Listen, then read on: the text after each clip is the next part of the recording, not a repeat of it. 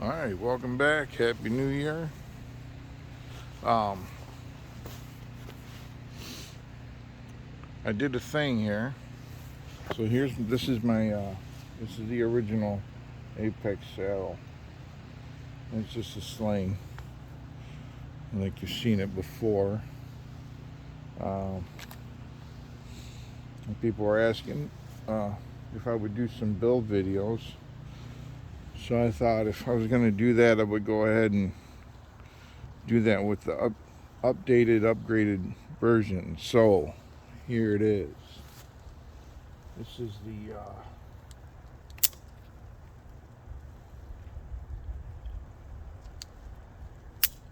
latest and greatest saddle. Little bit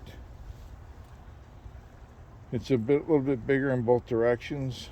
It's a bit wider this way, and then I've added a couple more runs of line on the net coming this way. And I have adjustments. So where I don't know if we can see it here, but right here it's about the same size or a little bit smaller than the original from from loop to loop. But I have these adjustments here.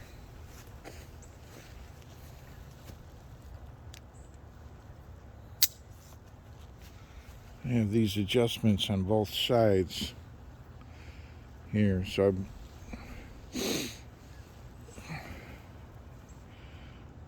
And the way they work is just a proof that you can slide it down. There's 3 on each side. 3 here, and then 3 here.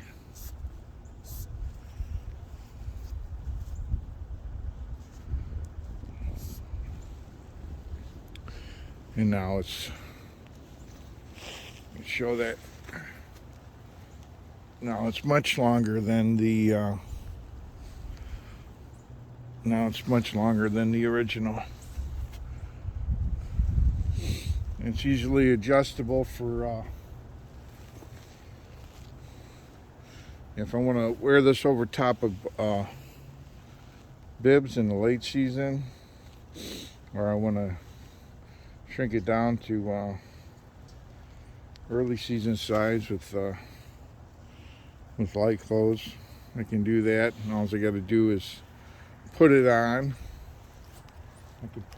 I can tie it in the eyes like I normally do, and then I would just reach over on each side and evenly draw them up until I got the fit I wanted. And just like that.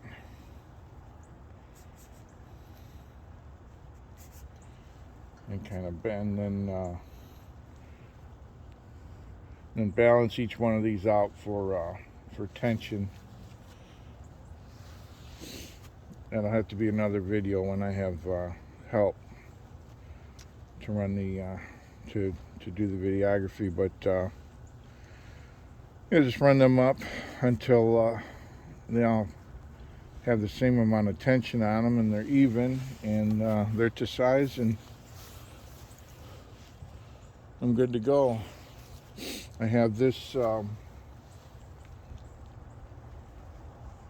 left this. You should call it a chafing guard. This tubular webbing. I let that float because at the extreme large end of the adjustment range,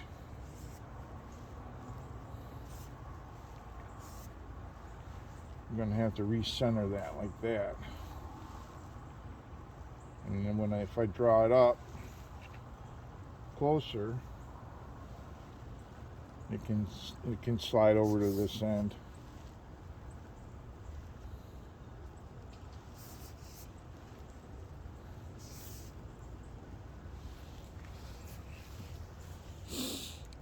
But that's it. The videos ended up being altogether kind of long, so I'm gonna break them up into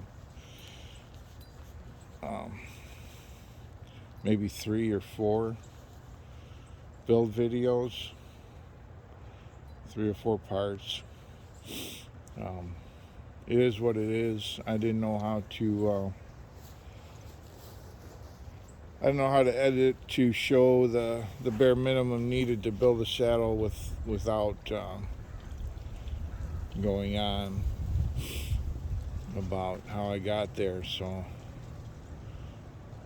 I mean, if it takes, this one took 106.25 feet of paracord, and I have 3 feet of this tubular webbing.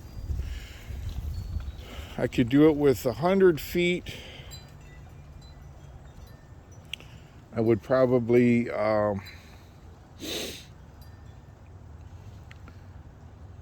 trim some these the weight bearing lines running this way. I could, let's see, there's 12. I could take well, there's 12 lines, but it's actually 6 closed loops. So I could probably do that with these are 103 inches. I could probably go 100. That would save 18 total. So it'd be 18 inches there. Each of these adjustment loops, they attach in here, and they come over to this side. There's a total of 6 of those. I could probably take as much as a foot out of each one of them and get it that way, and keep the number of these rungs. It's 2 more than the original. The original has 7. And then they're about 18-inch seat width. And this one has about 24-inch seat width with 9. But taking a foot, if I took a foot out of that, it would put these about this stopper knot would be somewhere up in here. And I might not need all of this adjustment. So that right there, if I took a foot out of each, 6, and then the 100 inches instead of 103, that would put it under 100 feet. So you could do the whole saddle with 100 foot of parachute cord. These chafing guards, I might shorten them up. Right now they're 18 inches a piece. I think I said that, but anyway, I'm going to post this video, and then I'll start posting the build